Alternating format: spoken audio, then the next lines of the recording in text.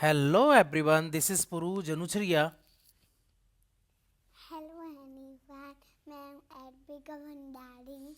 Okay अभी मैं class record करता हूँ। ओके जैसा कि हम कंप्लीट कर रहे हैं क्लास 11th की पॉलिटिकल साइंस की बुक, जिसमें हम उसके चैप्टर 1 और चैप्टर 2 कंप्लीट कर चुके हैं। वो क्या, भारत का संविधान, सिद्धांत और व्यवहार।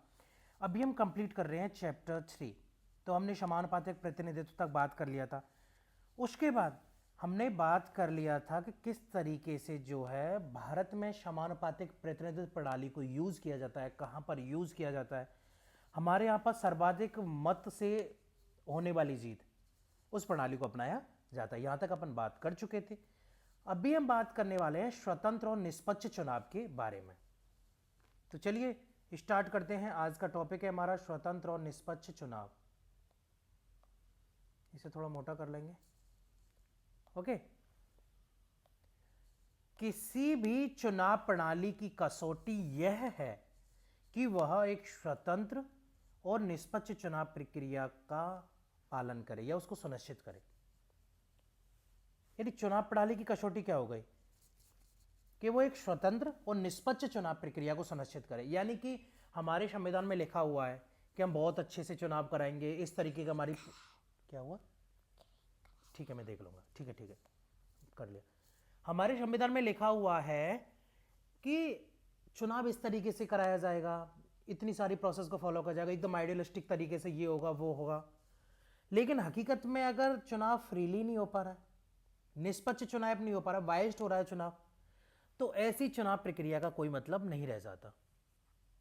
क्योंकि लोकतंत्र का मतलब है कि लोगों की आवाज जो है वो सरकार तक जा सके, संसद तक जा सके, लोग उनकी चुन के जा सके। चुनाव ही निष्पक्ष नहीं होगा, स्वतंत्र नहीं होगा, तो लोग नहीं पहुंच पाएंगे, तो उनकी आवाजें नहीं पहुंच पाएंगी। तो उसके लिए जरूरी है कि स्वतंत्र और निष्पक्ष चुनाव प्रक्रिया सुनिश्चित हो सके। यदि हम लोकतंत्र को एक जमीनी हकीकत बनाना चाहते हैं तो यह जरूरी है कि चुनाव प्रणाली निष्पक्ष और पारदर्शी। ऑब्वियसली किसी को भी चुनाव प्रणाली पर शक नहीं होना चाहिए, वो निष्पक्ष होनी चाहिए कि किसी भी तरफ झुकी नहीं होनी चाहिए और पारदर्शी होनी चाहिए। सबके खुले में होना चाहिए कि देखो भाई तुम लोगों ने इतने वोट दिए, हम काउंट कर रहे हैं, देखो इतने वोट इस कैंडिडेट को मिले हैं। पारदर्शिता होनी चाहिए। चुनाव प्रणाली ऐसी होनी चाहिए जिससे मतदाताओं की आकांक्षाएं चुनाव परिणामों में न्यायपूर्ण ढंग से व्यक्त हो सके। मानी इस तरीके की प्रणाली होनी चाहिए कि मतदाता की जो आकांक्षाएं, यानी कि जो भी वोटर्स हैं वो जो चाहते हैं उनकी आकांक्षा चुनाव परिणाम जो होते हैं उसमें न्यायपूर्ण ढंग से व्यक्त हो सके। एक बार ये देख लेते हैं अपन, है ना, ये काफी ज्यादा इंपॉर्टेंट होते हैं फिर भी। जैसे कि भारत की आबादी में मुसलमान कितने हैं, 14.2%। लेकिन लोकसभा में मुसलमान सांसदों की संख्या करीबन 6% या उससे थोड़ी कम है। आबादी कितनी होगी, 14%, लेकिन उसके रिप्रेजेंटेटिव कितने हैं, 6%। जो जनसंख्या में उनके अनुपात के आधे से भी कम है। यही स्थिति अधिकतर राज्य विधानसभाओं में भी है। यानी अगर मुसलमानों के केस में बात करें तो 14.2% मुसलमान है, जिसमें से सांसदों की करीबन 6% या उससे कम है। राज्य विधानसभाओं में भी सेम हालत है। तो कोई 3 छात्र हैं, एक हिलाल हो गया, एक आरिफ हो गया और एक की सभा हो गई। तो हिलाल क्या करता है कि सर्वाधिक मत से जीत वाली प्रणाली है उसका विरोध करता है कि ये जो है वो हमारे लिए सही नहीं है। सही क्यों नहीं है, क्योंकि हमारा जो है समान रिप्रेजेंटेशन जो है वो संसद में नहीं है। समानुपातिक प्रतिनिधित्व प्रणाली अपनानी चाहिए। समानुपातिक प्रतिनिधित्व प्रणाली होगी तो क्या होगा, 14% अगर मुस्लिम है तो 14% ही सांसद लोकसभा में पहुंच पाएंगे। क्या चाहिए आपको,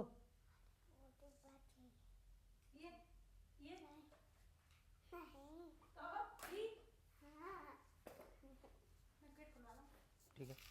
आरिफ जो है, आरिफ क्या चाहता है कि जिस प्रकार से अनुसूचित जातियों और जनजातियों को आरक्षण देने की बात की, मतलब वो जो उनको औचित्य बताता है, यानी वो सही ठहराता है।